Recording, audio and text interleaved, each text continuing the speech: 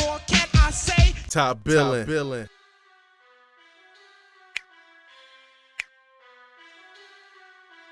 All right, Top Billin. Very impressed with both of these teams. Both Florida and Georgia, to me, are the goods, and I cannot absolutely wait for next year's matchup, right?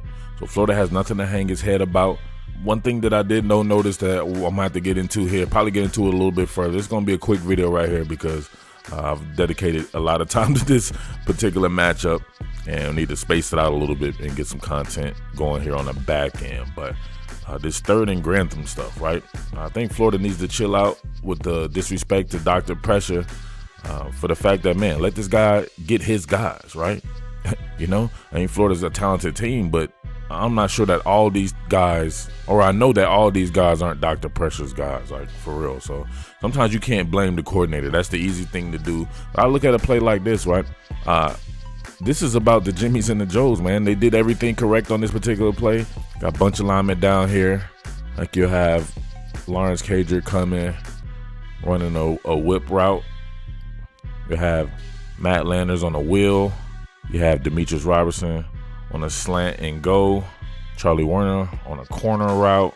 But then you have right here, one-on-one Amari Burney versus Brian Herrien. And all Brian Herrien is doing is running a choice route, right? Choice route. He's reading the leverage. He ends up taking a slant. Everything is covered. Everything is covered. You want to get out the field on third down?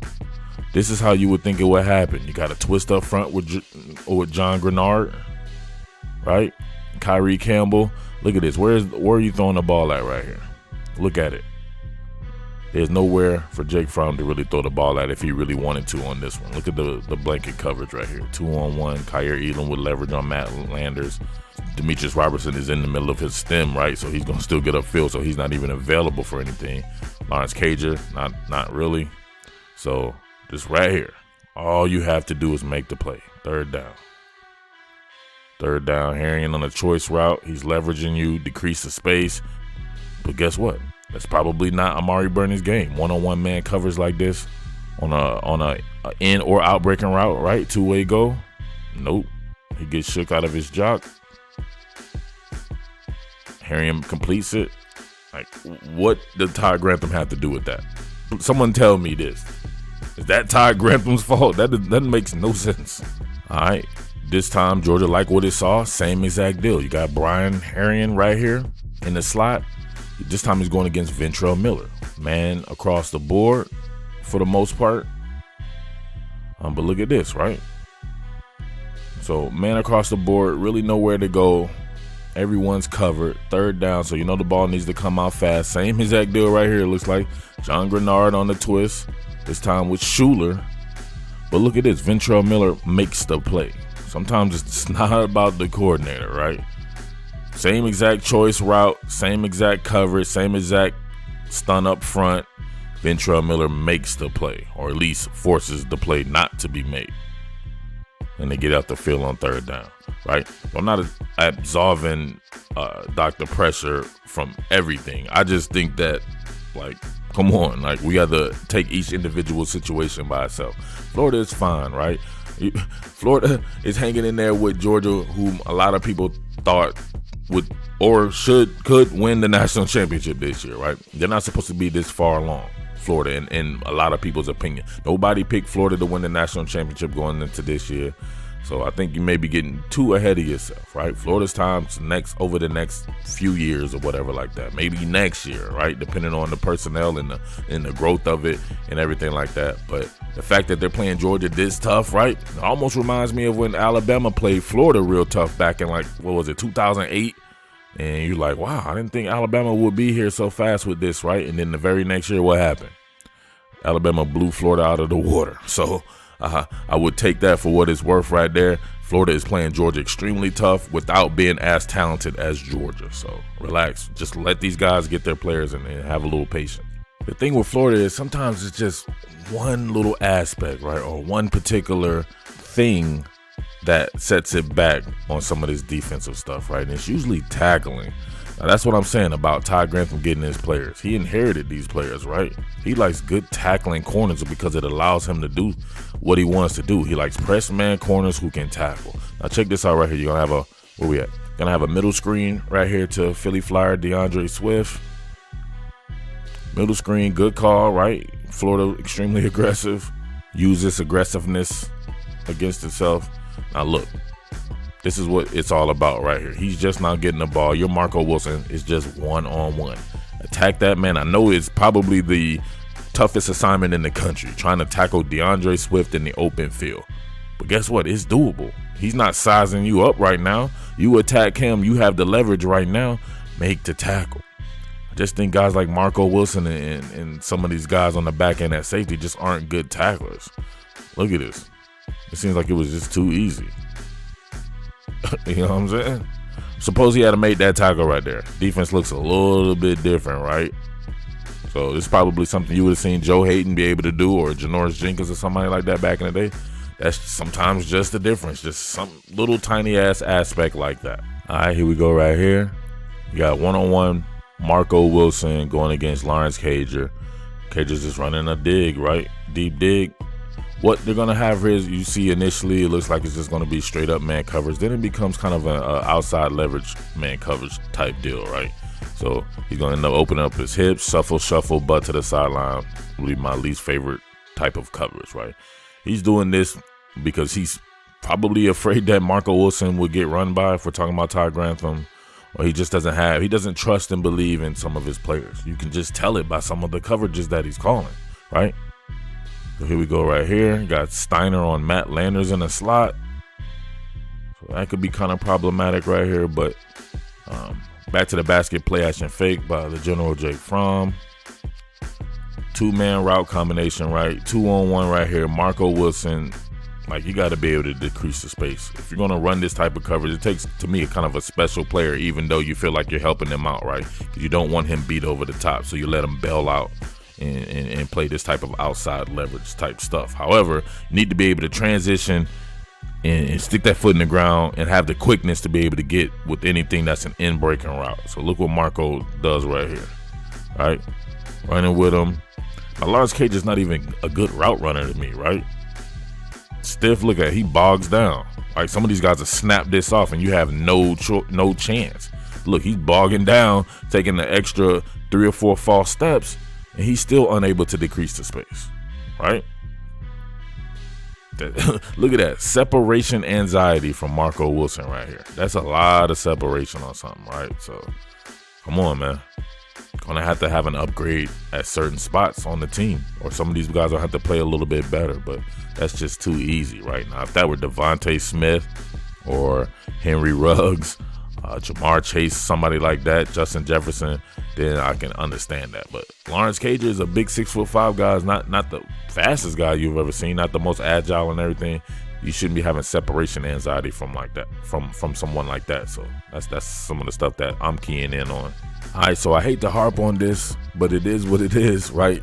It's about tackling. Think about this. Georgia still only scored 24 points. You're talking about Dr. Pressure.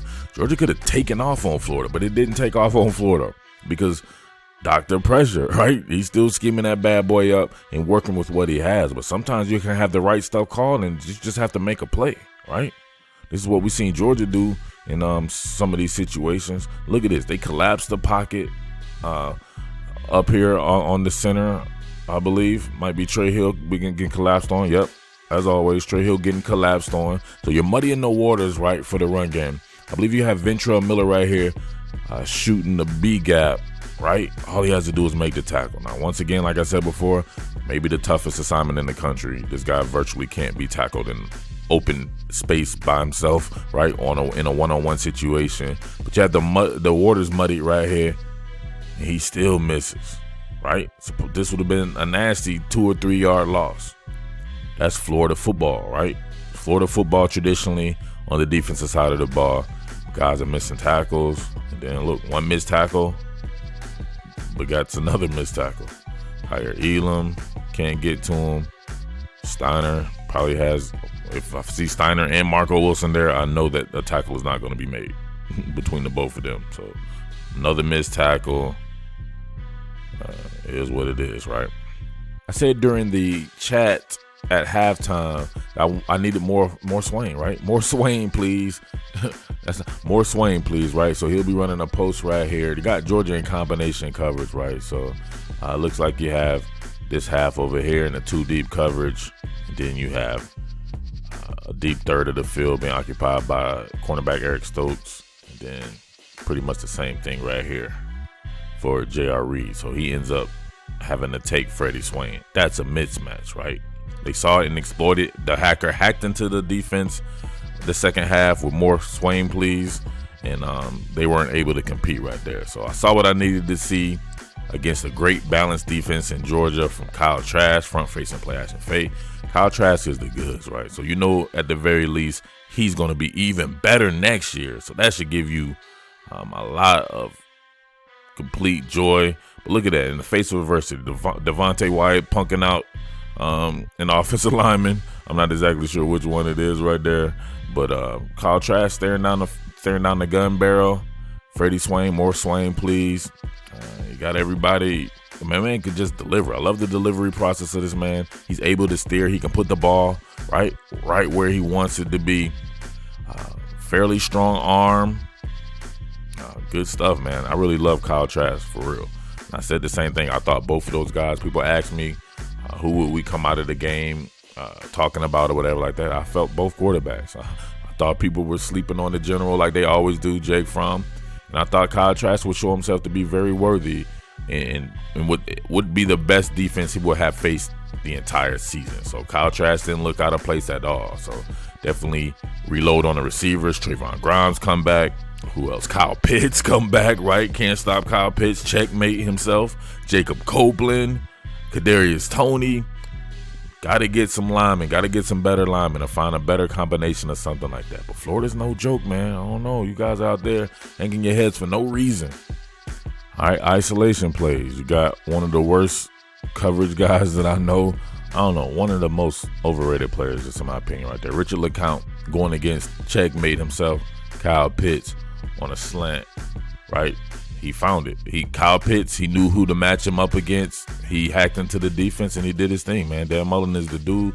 I know there was some questionable play calls and all this. You can do that with every game, right? Clock management and everything like that. Maybe he does have to improve like that, but maybe it's about knowing your personnel and all that as well. All that'll get better in time. But trash the Pitts, man, it's hard to stop that bad boy, right? Especially on something like this with these double O or these empty formations right here. Look at that. He didn't have to do much to him. He didn't even really stem him that hard, right? He's just moving that fast to be that dude. Look at that. LeCounte smoked out, right? Baked Lays, baked him easily. Get some separation. Throw kind of low and he still gets it. And this dude is coming back for another season and Florida's not going to be scary next season? Come on, man. I don't know what to tell you, but I wanted to kind of end up on a better note like that with some of that offensive stuff. The defense still did well, in my opinion. Think about this. You're talking about Dr. Pressure. What about Georgia's run game, right? You know me coming to the game, I'm like saying straight up, I think it's impossible to stop Georgia's run game. They have too much stuff going for itself. The offensive line, the best back in the country and all this and that. And for the most part, man, all right, maybe if the holding call wouldn't have happened, definitely, if the holding call wouldn't have happened, Swift would have gone over 100 yards or whatever. But given the circumstances, man, I think he was held to under 4 yards a carry, right?